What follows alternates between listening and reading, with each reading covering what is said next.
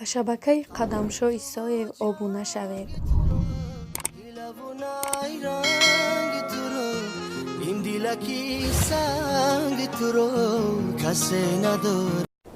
ассалому алайкум ва раҳматуллоҳи ва баракатуҳ. Хуш омадед дӯстон ба шабакаи қадамшои соев.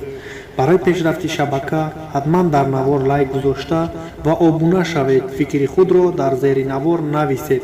барои дастгириятон миннатдорам. агар ба шумо билети арзон дар кор бошад, номрое ки дар болои экран мемонам, ҳатман дар телефонотон сахранӣ карда барои худ билети арзон дастрас намоед. аз бадбахтии дигарон хушбахт метавон шуд. албатта ки дар ҳаёт ҳар чӣ шуданаш мумкин аст.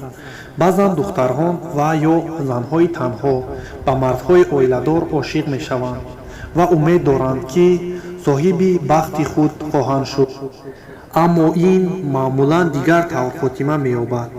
бо гузашти вақт маълум мегардад ки ӯ аз ҳамсари худ ҷудо шуданӣ нест ва ба ҳар баҳона онро ба таъхир меандозад.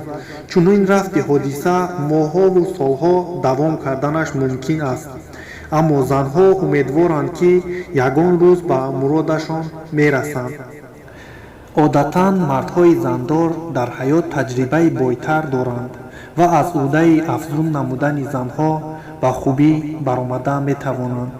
ҳамин хел шуданаш мумкин аст ки мард ба хотири ба мақсад расидан ба зан ҳар гуна ваъда дода, аз зани худ шикоят намуда ва ҳатто гӯяд ки ӯро маҷбур оиладор намуда буданд ва занаш ӯро ҳеҷ намефаҳмад, ӯро дӯст намедорад ва бисёр нармсухан хушгуфтор мешавад.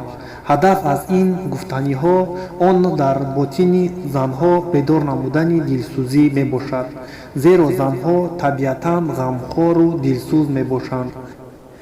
ин шикояти мардҳо барои занҳо бетаъсир буда наметавонад ва ҳисси дилсӯзии онҳоро бедор менамояд ва ҳамин ҳисси дилсӯзию ғамхорӣ оҳиста оҳиста муҳаббати занро зиёд менамояд. албатта мардҳое ки зани худро дар назди зани дигар таънаву маломат мекунанд, ба ӯ бовар кардан мумкин аст.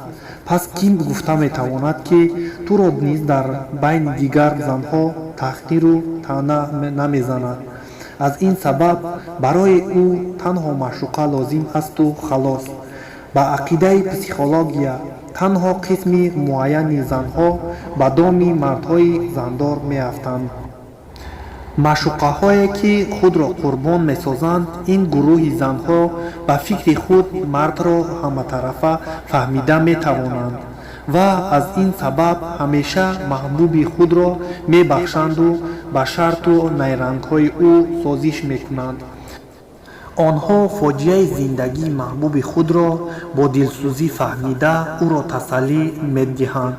аммо ин гуна занҳо ҳеҷ гоҳ кӯшиш намекунанд ки маҳбуби худро аз оилаашон ҷудо намоянд ва ба мақолае аз бадбахтии дигарон хушбахт шудан ғайриимкон аст боварӣ доранд. аз як тараф рафтори ин занҳо сазовори эҳтиром аст, аммо аз тарафи дигар ин беақлист, зеро ҳаёти худро қурбони ишқи бесамари марди зандор менамоянд. эҳтимоли ба никоҳ расидани ишқи онҳо хеле кам аст. маъшуқаи шикорчӣ ин гурӯҳи занҳо зебо, доно ва доро мебошанд ва дар зиндагӣ ба касе вобастагӣ надоранд. онҳо қавиирода буда барои рангорангии зиндагӣ эҳсосотҳои шадидро мехоҳанд ва дидаву дониста мардҳои зандорро интихоб менамоянд. хатари ногаҳ ба занҳои маҳбуби худ рӯбарӯ омадан умуман чун қаҳрамонҳои сериалҳои лирикӣ зистанд ба онҳо илҳом мебахшад. ин намуди бозӣ бо эҳсосот ба мардҳо писанд аст ва аз ин хотир аз маъшуқаи шикорчиашон дур нахоҳанд шуд. бо баҳонаҳои зиёде ба монанди сафарҳои хизматӣ, навбатдорӣ, шабонишинӣ ва ғайраҳо ҳамсари худро фиреб дода, шабҳоро дар оғӯши маъшуқаи худ рӯз карда, ӯро ба тарабхонаву сайру саёҳат мебарад. аммо барор гирифтан ва ё нагирифтани шикор маъшуқа аз ҳамсари маҳбубаш вобастагӣ дорад. агар зани маҳбубаш табиатан пуртоқат бошаду ба тамоми нағмаҳои шавҳараш чашм пӯшад, пас аз гузаштани вақт эҳсосоти мард сард гашта ба назди оилааш бармегардад. дар ин маврид тақдири маъшуқаи шикорчӣ қиссаи моҳигиру моҳитилоро ба хотир меорад.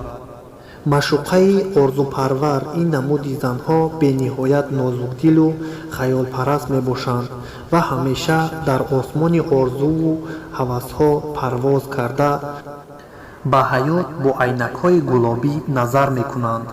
инак шоҳзодаи хаёлҳои бонувони орзупарвар пайдо мешавад, зебо, ҷасур, паҳлавон, вале мутаассифона оиладор. бонуи орзупарвар ба ояндаи неку умед мебандад. боварӣ дорад ки ошиқаш аз баҳри зану фарзандонаш гузашта, мисли қаҳрамонҳои достонҳо ҳамаро қурбони ишқи ӯ хоҳад кард.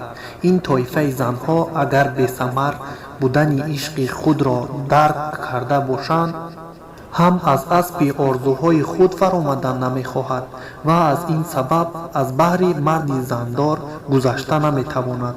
мард танҳо дар он ҳолат аз баҳри ҳама гузашта тақдири худро бо маъшуқаи орзупарвараш мепайвандад, ки агар дар ҳақиқат ҳам ӯро дӯст дорад. маъшуқаи монанди модари ғамхор. онҳо мардро ҳамеша сарпарастӣ намуда, дар ҷавоби ғамхориҳояшон ягон чӣ талаб намекунанд.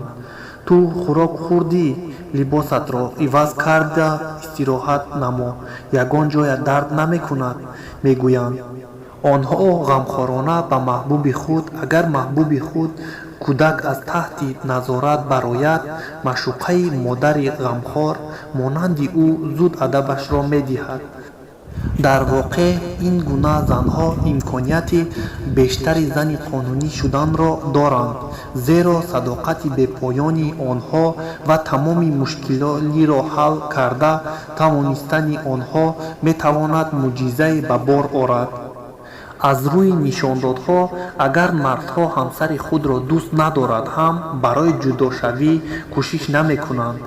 одатан талоқу ҷудоии зану шавҳар бо ташаббуси зан ба вуҷуд меояд ва оила танҳо дар он сурат вайрон мешавад, ки зан ба гуноҳи шавҳари худ дигар созиш кардан намехоҳад. аз ин сабаб тақдири маъшуқа аз хулосаи ҳамсари қонунӣ мард вобастагӣ дорад. агар зан шавҳари худро ба хотири ишқи худ, фарзандон ва ё ояндаи хуб аз гуноҳаш гузараду аз ӯ талоқ талаб накунад, пас ба маъшуқаи марди зандор танҳо ашки талхӣ, пушаймонӣ насиб мегардад. аз ҳамин сабаб мо ба ҳеҷ зан тавсия намедиҳем, ки ба марди зандор ошиқ шавад. боқӣ сарбаланду хонаобод бошен. дӯстони азиз, фаромӯш накунед дастгирӣ кунед шабакаро, лайк ва обуна шавед. фикри худро ҳатман дар зери навор нависед. наворҳои дигари моро интизор бошед. худованд ҳамаи шуморо нигаҳбон бошад то наворҳои дигар.